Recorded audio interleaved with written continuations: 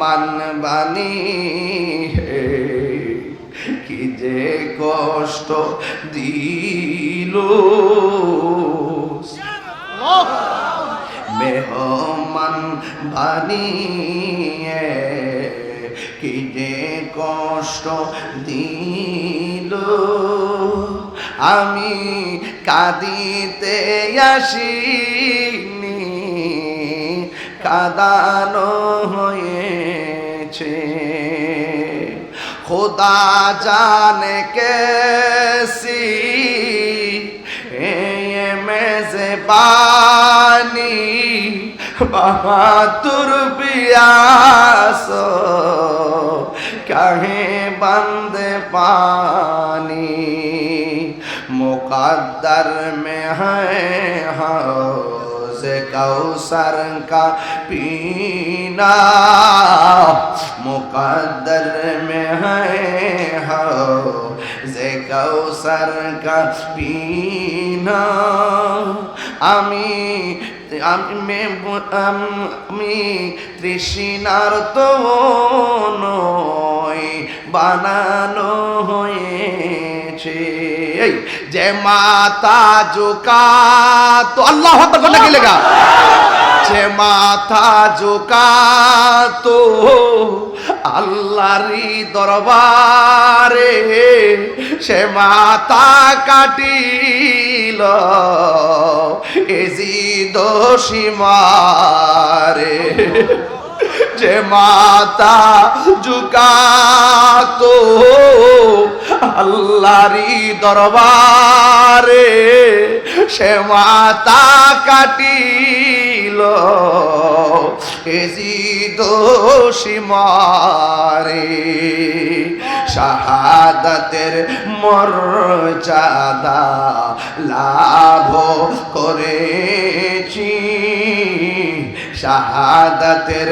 মর্যাদা লাভ করেছি আমি মরেছি এমন নয় জিন্দা হয়েছি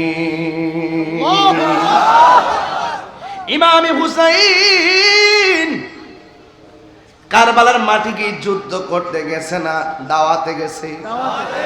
এখন তারা কিসের মর্মে চিঠি পাঠাইছিল হুসাইন আপনি কুফাতে আসেন আমরা আপনার কাছে মুরিদ হব এই কথা বইলা হুসাইনকে নিয়া রাস্তা বন্ধ করে দিল হুসাইনকে নিয়া পানি বন্ধ করে দেখ অথচ আমার নবী কইছে উম্মত রে দুইটা জিনিসের বাধা দিস না একটা হলো পানি আর একটা হলো রাস্তা দুইটা জিনিসের বাধা দিস না রে এবার কুফাবাসী পানি বন্ধ করে দিল যেই নদীর পানি গরু পান করলো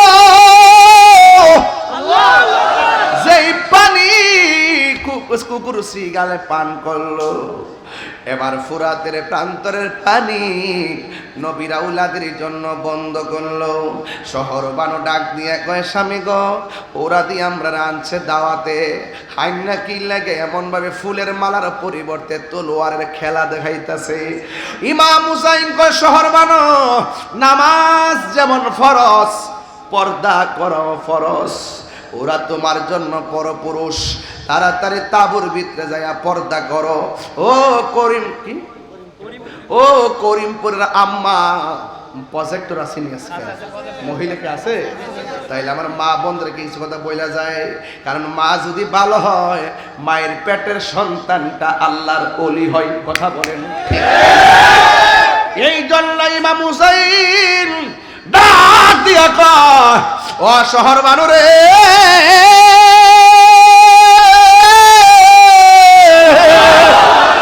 নামাজ যেমন ফরজ পর্দাও তেমন ফরজ বিপদের সময় আল্লাহর হুকুম মানতে হিম্মত লাগে কথা বলেন ঠিক কিনা আর হিম্মত যদি না থাকে ডলার খাইয়া কালার পাল্টিয়ে যাবে কথা বলেন না ঠিক কিনা রে বাবা এবার শহর বানুরে ডাক দিয়ে কও শহর বানু তাড়াতাড়ি তলোয়ারটা দাও এবার খেজুর গাছের মধ্যে একটা কূপ দিয়া অনেকগুলো খেজুরের ডাল কাটলো, কাইটা মাটির মধ্যে গাইরা তাবুগুলা বিছাইয়া দিল, মহিলাগুলোর তাবুর ভিতরে ঢুকাইয়া দিছে।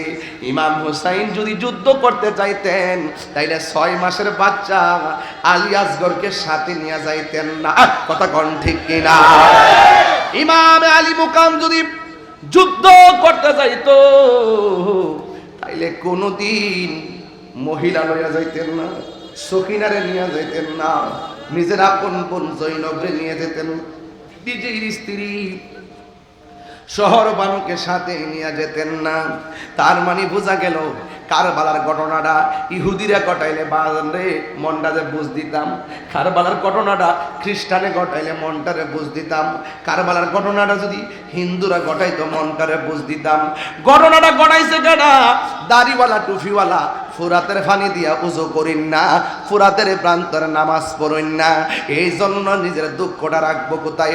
আজকে ফিলিস্তিনরা মাইরা জর্জরিত কইরা ফালাইছে কেন? একমাত্র আমরা মুসলমান নামদারি মুনাফিকদের জন্য। কথা বলেন ঠিক কিনা? রাইট? ক্ষমতাধর মুসলমান রাষ্ট্রগুলো গোপনে গোপনে ইসরায়েলের ট্যাবলেট খায়। কথা কোন ঠিক কিনা? বাংলাদেশে এমন ট্যাবলেট খাওয়ান না, আছে না? না আছে কি নাই? কি অবদান আসেনিও? দুয়ার বাসা ফাল্টাইলা, আবার যায়া মন্দিরও যায় পূজা আর রোজা বলে এক করতে।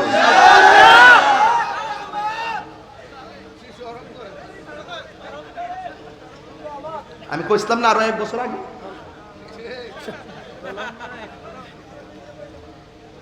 যারা এরকম তাল বাহানার কথা কয় এদের মুখে ইসলাম মানায় না। এরা ইসলামকে ব্যবহার করতে কথা বলে, এরা ইসলামকে প্রতিষ্ঠিত করার কথা বলে না। মুসলমানের জলাঞ্জলি দিয়ে আবার কিসের কি তারে? আমরা হিন্দুরা আমার কাছে নিরাপদ, তারা তাদের পূজা করবো, আমরা ধান দিয়ে নিরাপদ দিব। এই বলে পূজার যায় আমার কই তুইব মুদ্রার এই পেট আর ওই পেট মুসলমানের হিন্দু, এটা কই তুইব তোমার? হ্যাঁ, আবার যে আলহামদুলিল্লাহ পড়ে।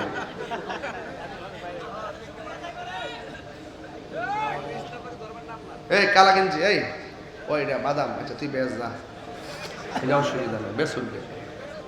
আপনার মনে একটা বিরক্তি লাগতেছে? আমার ওদের লাইনটা কি তাব্বা খারাপ লাগতেছে? ও আমি সব বজায় যাইতেছি, সব বাজায় যাইতেছি, কোন সাইড খালি রাখতেছি না। আমার কত হইল, মানলে মানার মতো মানো, ধরলে ধরার মতো ধরো, মিললে মিলার মতো মানো, মুনাফিকি করো না। কথা বলেন ঠিক কিনা?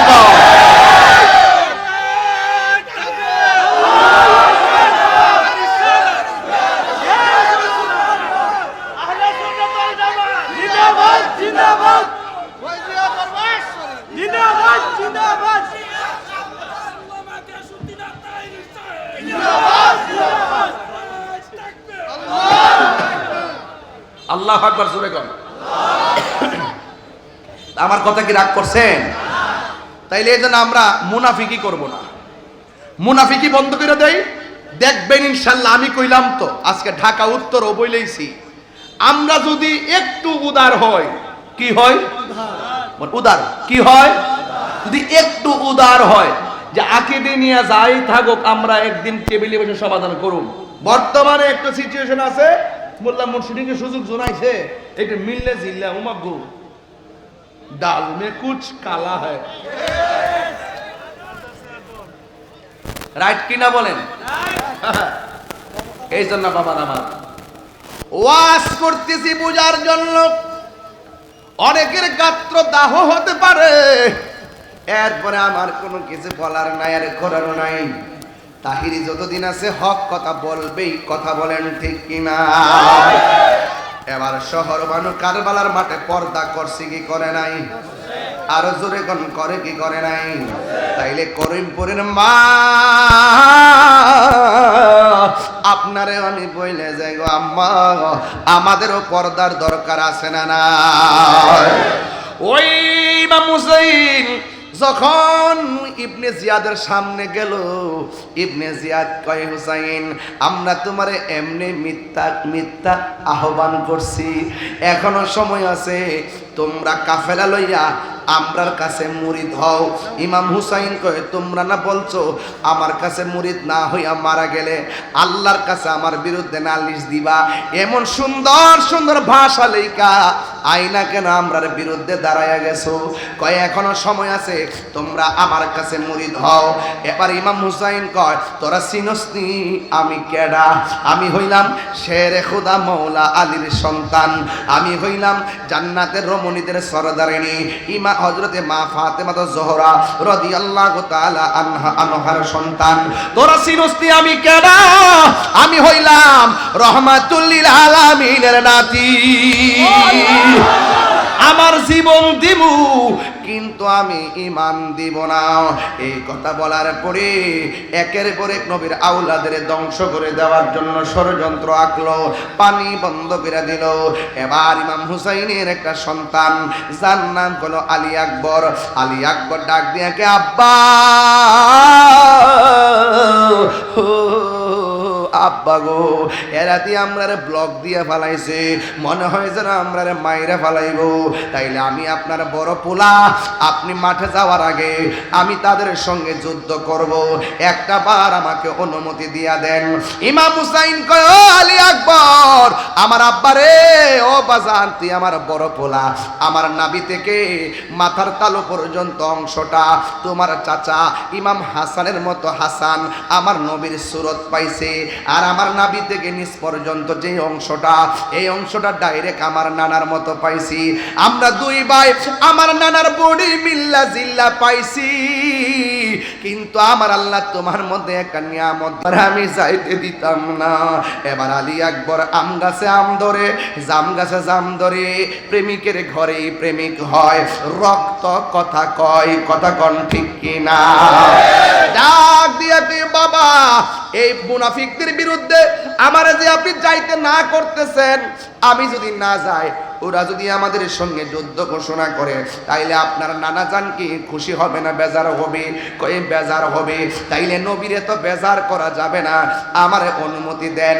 এবার ইমাম হুসাইন বলে আলী আকবর তুমি যাইবা ঠিক আছে, কিন্তু যাওয়ার সময় আমারে একবার বাবা কইয়া ডাক দিয়া জন্মের জ্বালা নিবাইয়া যাইও, আর যদি সুযোগ পাও জন্মের মতো আমারে একবার দেখিয়া যাইও।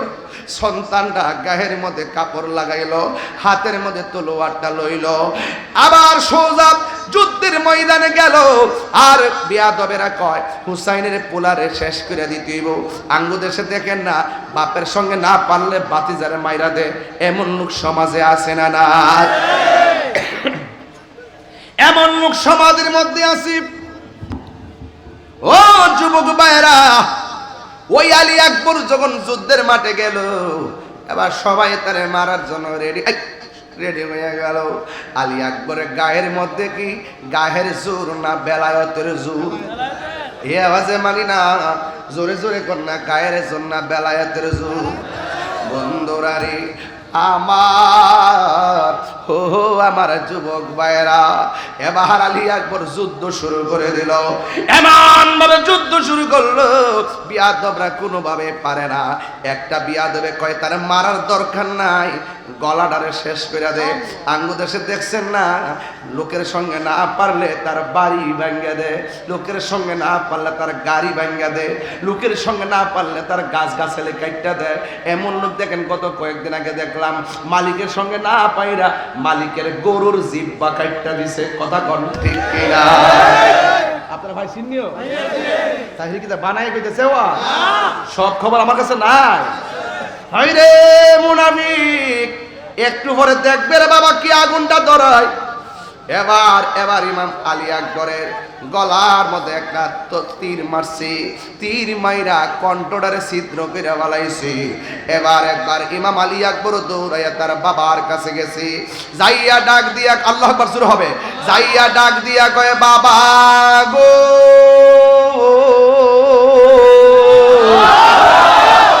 ও বাবা, আমি ওয়াদা করে গেছিলাম যুদ্ধের মাঠে একবার এসে আপনারা দেখতে যাবো, এই জন্য জন্মের মতো আপনারা দেখার জন্য আসছি। জুরি জুরি কি সুবহানাল্লাহ বলা যাবে না? ইমাম হুসাইন ডাক দিয়া কয় আব্বা যাওয়ার সময় আমার এত সুন্দর করে বাবা ডাক দিয়া গেছো, এখন দিকে দেখতেছি ডাকটা বাইঙ্গা বাইঙ্গায়। ইমাম আলী আকবর কয় বাবা গো, ওরা আমার গলার মধ্যে এমন ভাবে একটা তীর ঢুকাইয়া দিছে গো, আমার কণ্ঠটারে ধ্বংস করার জন্য তীর দিয়া ছিদ্র করে ফেলাইছে। এই জন্য আমি আপনারে ডাকতে যাইলে অর্ধেকটা ডাক আমার গলা দিয়া বাইরে যায়। ও বাবা, আব্বা গো, এই জন্য আপনারা আমি ডাকতে পারি না। ইমাম হুসাইন জোরে ধরে কান্না শুরু করলো। এবার আলী আকবর ডাক দিয়ে কে আব্বা, আমার আবার যুদ্ধের ময়দানে যাওয়া লাগবে, শাহাদাতের নাজরানা আমার জন্য অপেক্ষা করতেছে।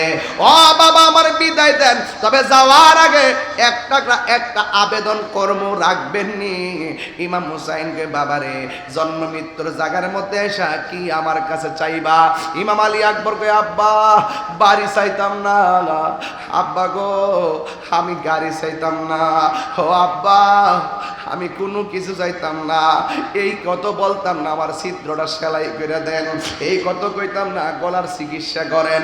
ও আব্বা একটা জিনিস আমি চাইবো, আমি যুদ্ধ করতে করতে আমার কলিজাটা শুকায় গেছে, আব্বা আমি দ্বিতীয়বার যুদ্ধের ময়দানে যাওয়ার সময় আপনি আমার গলার মধ্যে এক ফোঁটা পানি দেন না, আমি যেন যুদ্ধের ময়দানে যাই যুদ্ধ করতে পারি। বন্ধুরে বন্ধুরে, ও বাবা, ইমাম হুসাইন চোখের পানি ফালায়া কান্দে, আমি কেমন বাবা হইলাম, আমি তো কূপের কূপ থেকে পানি আনতে পারলাম না, আমি কেমন বাবা হইলাম, মস্কের পানি আমার সন্তানের মুখে দিতে পারলাম না, আমি কেমন সব বাবা হইলাম, আমি ফুরাতের পানি আয়না দিতে পারলাম না। ইমাম হুসাইন কি উত্তর দিব? ডাক দিয়া বাবা রে, তুমি আমার কাছে পানি চাইছো, তুমি লম্বা হইয়া মাটির মধ্যে শুয়ে যাও, আমি তোমারে পানি দিতেছি, আমি তোমারে পানি দিতেছি, আমি তোমারে পানি দিতেছি, আমি তোমারে পানি দিতেছি। অথচ মস্কের ভিতরে পানি নাই, দিতেছি কথাটা তো মিথ্যা হয়ে যায়। অথচ কুয়ার মধ্যে পানি নাই, দিতেছি কথাটা তো মিথ্যা মিথ্যা হয়ে যায়। আরে ফুরাতের প্রান্তরে যাওয়ার সুযোগ নাই, পানি দিতেছি বইলা মিথ্যা হয়ে যায়। আসমান থেকে বৃষ্টিও পড়ে নাই, পানি দিতে বইলা মিথ্যা হয়ে যায়। কিন্তু আমার নবীর আওলাদ মিথ্যা বলতে পারে না। ডাক দিয়া বলে বাবারে একটু শুয়ে যাও, মুখটা হা করো, আমি তোমারে পানি দিতেছি। এই কথা বইলা আমার নবী যখন, আমার নবীর নাতি হুসাইন যখন বলল একটু মুখটা হা করো, যেই মাত্র মুখটা হা করছে ইমাম আলী আকবর বলেন, জগৎবাসীরা রে, জগৎবাসীরা, আমি আমার বাবার কাছে পানি চাইছি, আমার বাবা আমার মস্কের পানি দেয় নাই, আমি বাবার কাছে পানি চাইছি, আমার বাবা আমারে কূপের পানি দেয় নাই, আমি বাবার কাছে পানি চাইছি, আমার বাবা আমাকে ফুরাতের পানি দেয় নাই। আল্লাহর কসম, আমি যখন বাবার কাছে পানি চাইছি, বাবা কয় হা কর, আমার বাবা দেখলাম বাবার শুকনা জিহ্বাটা আমার মুখের ভিতরে ঢুকাইয়া দিয়া কয়, পুত্রে অবু জন্মের মতো একটু পানি খায়ালো, আমার জিহ্বা ছাড়া আমার কোনো পুঁজি নাই, আমার জিহ্বা ছাড়া আমার কোনো পুঁজি নাই, আমার জিহ্বা ছাড়া আমার কোনো সম্বল না। আলী আকবর কয় আব্বা গো, আপনার জিহ্বা দি আমার চাইতো বেশি শুকায় রইছে, ও আমার আব্বা আছে দেখা আপনার কাছে পানি চাইছি, এখন আপনার যে আব্বা নাই এই জন্য বুঝে হাজার কষ্ট চাপা লইয়া পড়ে আছেন। ও বাবা আর পানি লাগবো না, আমারে বিদায় দেন, আমার জন্য আল্লাহর হাউজে কাউসারের পানি অপেক্ষা করতেছে। আরো বড় করে কন্যা আল্লাহু আকবার। ওই শহর বানো ডাক দিয়া কয়, স্বামী গো, সন্তানের মুখের ভিতরে জিহ্বা দিছেন, পানি নাই, একবার তাকায় দেখেন না আমার স্তনের মধ্যে দুধ নাই। 6 মাসের বাচ্চাটারে আমি কেমনে ফাইলা রাখতাম, কেমনে বুঝাইতাম, গাটটা তো ফালাইয়া দিছে, গাটটা তো ফালাইয়া দিছে, গাটটা তো ফালাইয়া দিছে। আরে এই মুহূর্তে যদি কারবালা হয়তো, আরে গত কয়েকদিন আগে আমি ফিলিস্তিনে খাবার পাঠাইছি, ফিলিস্তিনে আমি নিজে খাবার পাঠাইছি, ফিলিস্তিনে খাবার পাঠাইছি কেমনে, হাইটটা গেছি কয়েন না, বাসে গেছি, কয় না। ট্রেনে গেছি, কয় না। যেই প্রযুক্তি আছে সেই প্রযুক্তিতে প্রতিনিধি বানাইয়া খাবার পাঠাইছি, যতটুকু তৌফিক আছে খাবার পাঠাইছি। আর এই মুহূর্তে যদি ওই মুনাফিকের বাচ্চারা যদি আমার ইমাম হুসাইনের জন্য পানি বন্ধ করে দিত, রাত্র 11টার পরে মুরাদনগর করিমপুরের বাবারা হুসাইন হুসাইন শুইনা শুইনা যেইভাবে চোখের পানি ছলছল করতেছে, আলী আকবরের কথা শুইনা যেইভাবে চোখের পানি ছলছল করতেছে, আলী আসগরের কথা শুইনা যেইভাবে চোখের পানি ছলছল করতেছে, যদি এই মুহূর্তে কারবালা হইতো, করিমপুরের সম্পদ বেচ্চা বিমান দিয়ে উইরা যাইয়া নবীর আওলাদের মুখের মধ্যে পানি দিয়ে দিতা।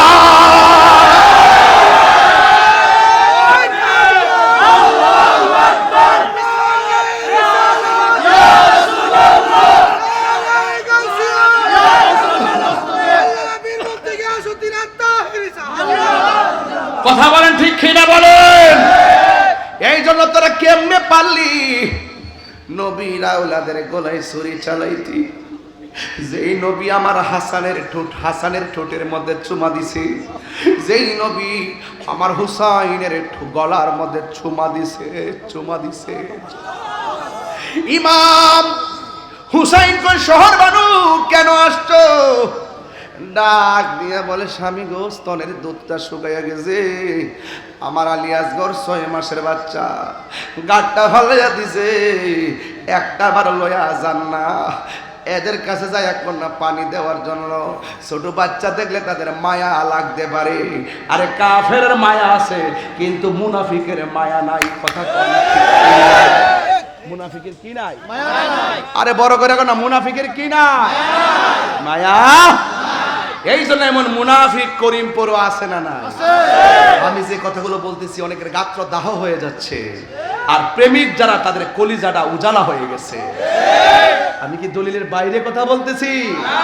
তাহিরি পাতলা ওয়াজ করে না, শুধু বুঝাইতে চাই ইসলাম জিন্দা হতে হয় হার কারবালা কে বাদ। এই মুহূর্তে মুরাদনগরে কেউ যদি আমার নবীরে গালি দেয়, দাঁত প্লাস দিয়া খুললে ফেলাবো।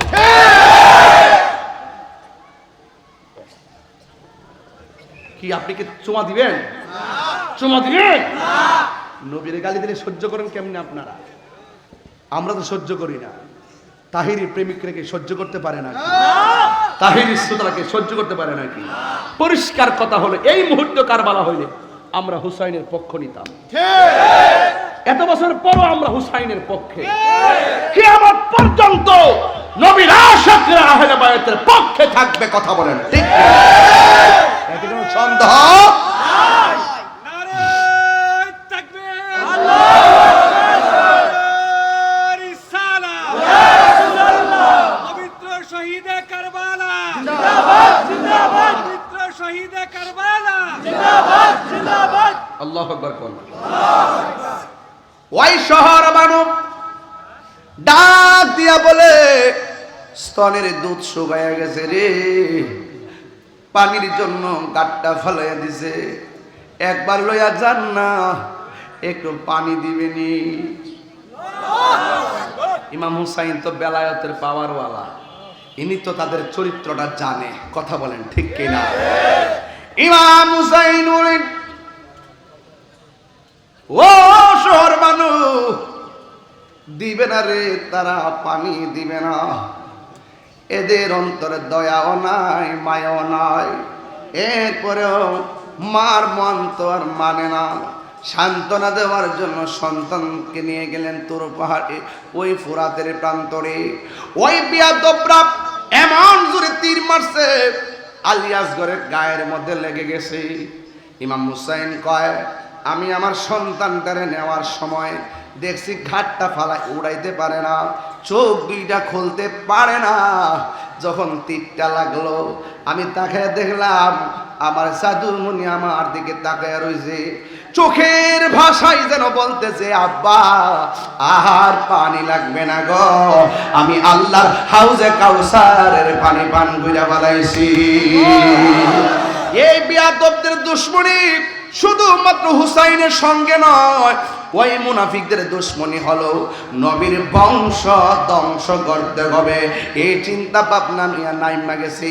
একের পর এক আলী আকবর শহীদ হয়ে গেল, আলী আসগর শহীদ হয়ে গেল, জয়নাল আবদিন বন্দী হয়ে গেল, হুর শহীদ হয়ে গেল। ও বন্ধরে বন্ধরে, শুধু তাই নয়, আব্বাস শহীদ হয়ে গেল।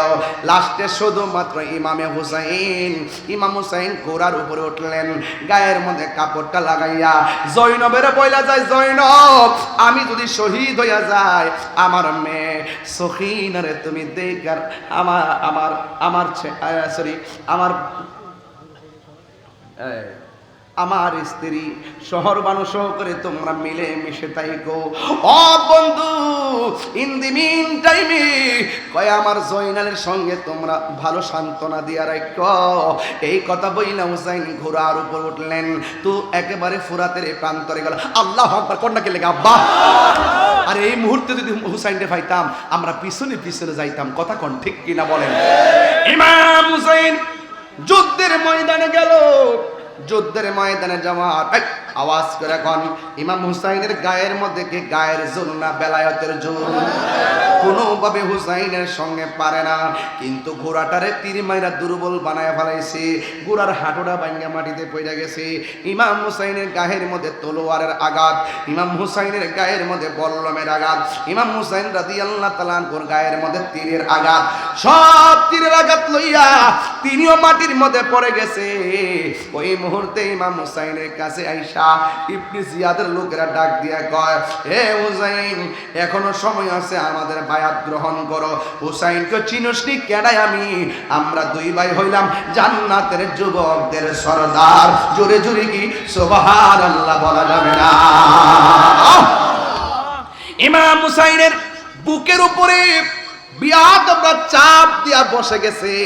ইমাম হুসাইন কয়, আমার পিঠের মধ্যে আমার পায়ের মধ্যে বস, কিন্তু আমার বুকের উপরে এমন ভাবে চাপ দেয়া বস না, কারণ আমি হুসাইনের বুকটা হাজারবার আমার নানা জানের সিনা মুবারকের সাথে লাগছে।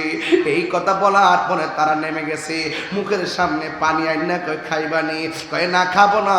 এই পানির মধ্যে আলী আকবরের চেহারা বসে, এই পানির মধ্যে আলী আসগরের চেহারা বসে, এই পানির মধ্যে ইমাম ইবনে আব্বাসের চেহারা বসে।